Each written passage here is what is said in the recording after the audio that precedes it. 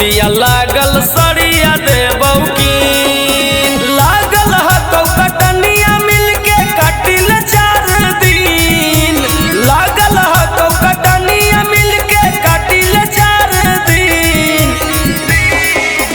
हम ही तोरा सुख पगली देबौ 1 दिन गेहुआ बेची सड़िया देबौ की गे धानिया मोतिया लागल सड़िया देबौ की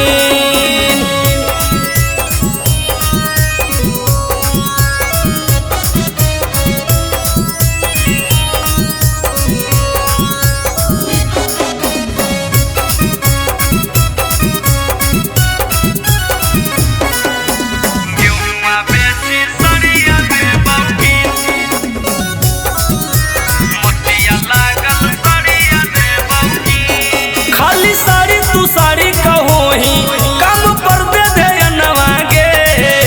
किंदे बसड़िया है गे मेहरिया और गहनवा गे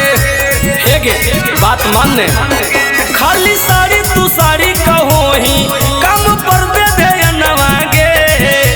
किंदे बसड़िया है गे मेहरिया और गहनवा गे होवे दे कमावा गे हमर सोनवा ला देबो तोरे पसीन होवे दे कमावा गे हमर सोनवा ला देबो तोरे पसीन हम ही तोरा सुख पगली देबौ 1 दिन गेहुआ बेची सड़िया देबौ की गे धानिया मोतिया लागल सड़िया देबौ की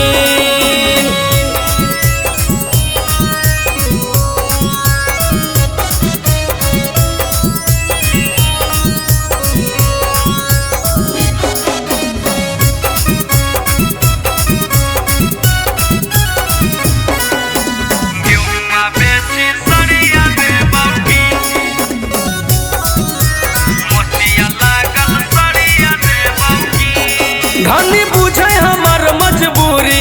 मानी ले हमर बतिया गे फेसियल भी करा देवो चमचम करतो सूरतिया गे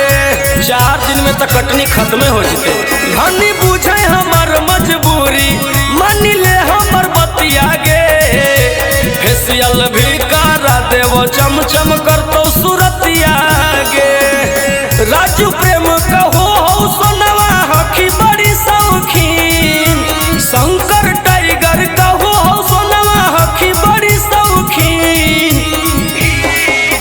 हम ही तोरा सुख पगली देबौ 1 दिन गेहुआ बेची सड़िया देबौ की